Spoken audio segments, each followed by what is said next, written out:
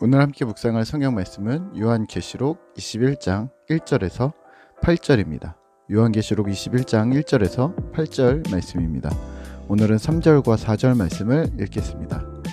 내가 들으니 보좌에서 큰 음성이 나서 이르되 보라, 하나님의 장막이 사람들과 함께 있으매 하나님이 그들과 함께 계시리니 그들은 하나님의 백성이 되고 하나님은 친히 그들과 함께 계셔서 모든 눈물을 그 눈에서 닦아주시니 다시는 사망이 없고 애통하는 것이나 곡하는 것이나 아픈 것이 다시 있지 아니하리니 처음 것들이 다 지나갔음이로라. 아멘. 오늘 함께 묵상할 주제는 진짜 천국입니다. 우리가 꼬박 한 달간 열심히 묵상했던 요한계시록은 이번 주와 다음 주 초까지로 마무리됩니다. 21장과 22장으로 마무리되는데요. 특히 이제 남은 두 장은 요한계시록의 마지막 결론부로서 사도 요한이 지금까지 풀어낸 긴 서신서의 종결을 짓고 있습니다. 이러한 전체적인 흐름을 염두에 두시고 오늘 21장은 이제 요한계시록에서 주를 이루었던 마지막 때와 세 번의 심판, 인, 나팔, 대접의 7차례씩의 저주가 끝난 후에 궁극에는 어떤 세상이 올 것인가, 심판의 결론은 무엇인가가 오늘 명확하게 드러납니다. 그게 뭘까요? 천국입니다. 천국은 샤머니즘에서 말하는 천당이 아닙니다. 세상이 끝나면 흰 소복을 입고 신선노름 하듯이 복숭아를 먹고 바둑을 두면서 구름 위에 누워있는 것이 아닌 거죠. 제가 어릴 적에 천국에 가면 아무것도 안 하고 하나님을 찬양하고 예배만 한다고 들었던 적이 있습니다. 흰옷을 입는 건 그렇다 쳐도 계속 찬양한다면 노래를 하는 것인지, 또 예배라면 조용히 앉아 있어야 한다는 것인지, 그런데도 그게 너무 기쁘고 행복하다고 하는데 사실 그게 기대가 되지는 않았습니다. 오히려 지루하지 않을까 하고 염려가 된 것이 있습니다. 하지만 천국은 그런 곳이 아니었던 거죠. 사실 천국을 기독교에서는 다른 영어로도 교차해서 사용합니다. 오해가 없도록 말이죠. 천국은 하나님 나라입니다. 하나님의 나라가, 하나님의 통치가 이루어지는 곳, 진정 하나님이 주인 되시는 나라입니다. 또 천국은 새 하늘과 새 땅입니다. 이전에는 볼 수 없었던 하나님의 주권이 완벽히 실현되는 곳, 그리고 인간의 힘이 아닌 하늘로부터 임한 완전히 처음 보는 시스템이 작동하는 나라입니다. 또 천국은 하늘에서 내려온 거룩한 새 예루살렘이 실현되는 곳, 다시 말하면 하나님을 예배하는 나라, 하나님을 예배하는 도시, 하나님이 내 나라라고 예전에 점 찍었던 도시를 실제 이루신다고 약속하십니다. 이러한 천국을 성경에서 설명하면서 신자인 우리의 농땡이를 언급한 적은 없습니다. 오늘 본문에서는 심판 이후에 임할 하나님 나라를 묘사합니다. 1절입니다.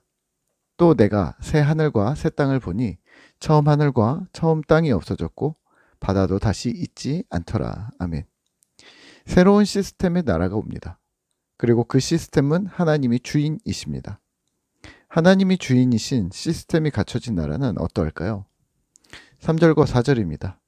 내가 들으니 보좌에서 큰 음성이 나서 이르되 보라, 하나님의 장막이 사람들과 함께 있음에 하나님이 그들과 함께 계시리니 그들은 하나님의 백성이 되고 하나님은 친히 그들과 함께 계셔서 모든 눈물을 그 눈에서 닦아주시리니 다시는 사망이 없고 애통하는 것이나 곡하는 것이나 아픈 것이 다시 있지 아니하리니 처음 것들이 다 지나갔음이로라. 아멘. 새로운 시스템이 작동하는 하나님 나라는 하나님이 함께 하십니다. 신자들은 하나님의 백성이 됩니다. 그동안 인간 역사에서 반복되었던 하나님을 배반하거나 무시, 멸시하거나 말을 바꾸거나 희롱하거나 경홀히 여기는 것이 없다는 말입니다. 하나님 중심의 신앙생활이 100% 실현된다는 말인 거죠. 신자들은 어떻게 될까요? 눈물이 멈춥니다. 다시는 죽음이 없고 슬픔도 없고 눈물도 없고 아픔도 없게 됩니다. 이전의 악함, 죄의 악, 죄로 인한 모든 파생품들이 다 사라져 버렸기 때문입니다. 우리는 놀랍지만 하나님은 당연한 듯이 이어서 말씀을 하시는데요. 5절에서 내가 모든 것 만물을 새롭게 하겠다. 6절에서는요, 이제 다 이루었다. 7절에서는 이기는 자. 짐승에게 무릎 꿇지 않은 자들은 하나님이 주시는 모든 것을 물려받게 될 것이고 나는 그의 하나님이 되고 그들은 내 아들이 될 것이다 라고 선언하셨습니다.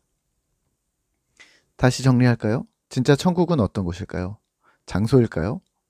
하나님 나라가 구름 저편 혹은 우주 어딘가 그쯤에 있을까요? 네, 아니죠. 천국은 장소의 개념이 아닙니다. 그러면요, 하나님 나라는 어디를 말하는 것이 아니라 하나님이 주인 되는 장소, 하나님의 통치가 임하는 장소입니다. 이렇게 생각하면 어떨까요? 저희 집 작은 방에서는 핸드폰이 잘 안 터집니다. 기지국의 영향이 잘 안 미치나 봅니다. 그래서 전화를 받으려면 방에서 작업을 하다가 거실로 나와야 하는데요. 앞으로 기지국이 더 설치될수록 통화 불가 지역이 줄어들겠죠? 이제는 위성으로, 로밍으로 해외 어디서나 전화 통화가 되는데 이런 통화 가능 지역으로 이동해야 하는 게 아니라 어디서든 통화가 가능해지도록 조치를 취하는 것이죠. 하나님의 나라가 이 땅에 임한다는 개념이 이와 비슷합니다.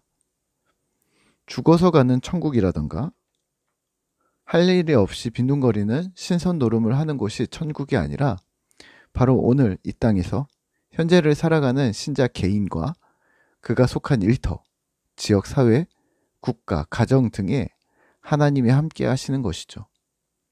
당연히 하나님이 함께 하신다는 말은 하나님께 주권을 내어드렸다는 말이고 주님께서 통치하신다는 말, 또 하나님이 중심 되신 삶을 산다는 말이 되는 것이고요.